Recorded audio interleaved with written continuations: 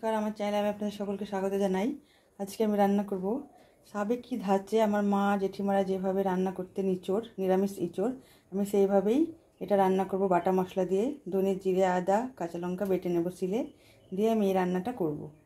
তো আপনারা দেখতে থাকুন আমি কিভাবে রান্নাটা করি। প্রথমে এখন আমি ইঁচড়টা ভালোভাবে কেটে ধুয়ে পিস পিস করে নেব। এই যে দেখুন আমি কাঁঠাল আর এর সঙ্গে দুটো বড় সাইজের আলু কেটে নিয়েছি। এইভাবে কড়াই জল দিয়ে দিয়েছি, জলটা গরম হয়ে এসছে প্রায়। আমি এবার এগুলোকে সেদ্ধ করতে দেবো। আমি এটা প্রেসারে সেদ্ধ করব না। এই ইঁচড় আর আলুর মধ্যে আমি 1 চামচ লবণ দিয়ে দেবো, আর দেবো 1 চামচ হলুদ, একটুখানি মানে 1 চামচ নয়, 1/2 চামচ হলুদ। এবার আমি এটাকে সেদ্ধ করে নেব, ততক্ষণে আমি মশলাটা বানিয়ে নেব।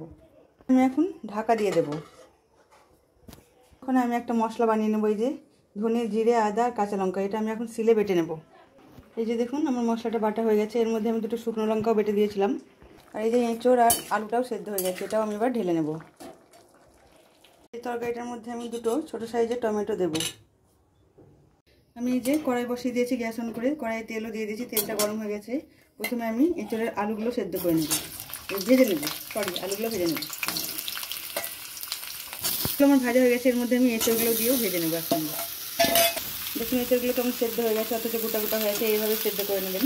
আমি অল্প একটুখানি লবণ দিয়ে দেবো, লবণ আমার সেদ্ধ করার সময় দেওয়া আছে, তবু একটুখানি দিয়ে দিলাম।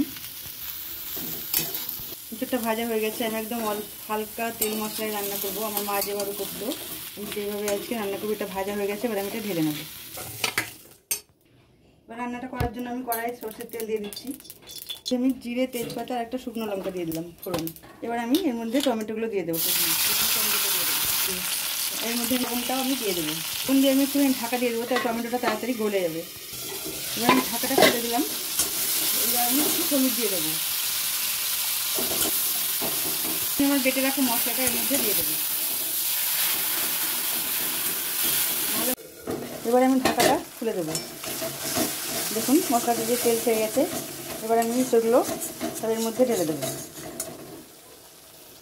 দেখুন কত সুন্দর কষানো হয়ে গেছে মশলাটা। আর বাটা মশলা আমার মাও এইভাবে রান্না করতো, তো আমাদের আশেপাশেও গ্রামে আমি দেখেছি এরকম রান্না, তাই আজকে সেই রান্নাটাই আমি করছি। এবার আমি ইঁচড় আর আলুগুলো এর মধ্যে দিয়ে দেবো, ভালোভাবে কষিয়ে নেব।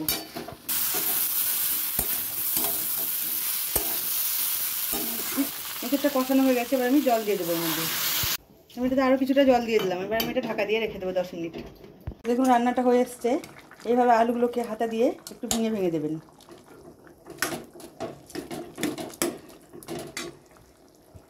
এটা হয়ে এসছে। এখন আমি একটু মিষ্টি দিয়ে দেবো, যেহেতু নিরামিষ তরকারি একটু মিষ্টি না দিলে ভালো লাগে না, তাই আমি একটা গুড়ের বাতাসা দিয়ে দিলাম। আর দিয়ে দেবো আমার ঘরের তৈরি 1 চামচ গরম মশলার গুঁড়ো।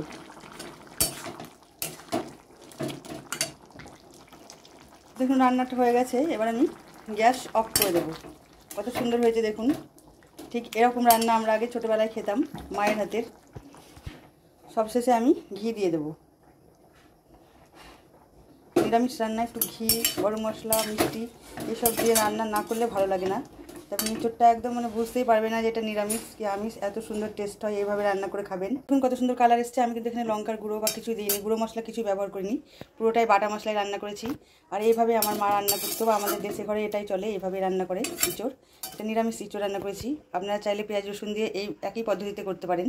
আমি এটা তুলে নেব, বাড়িতে ঢেলে নেব। তো দেখুন কত সুন্দর হয়েছে ইঁচড় রান্নাটা। নিরামিষ রান্না একটু পরিপাটি করে করবেন, তাহলেই ভালো হবে।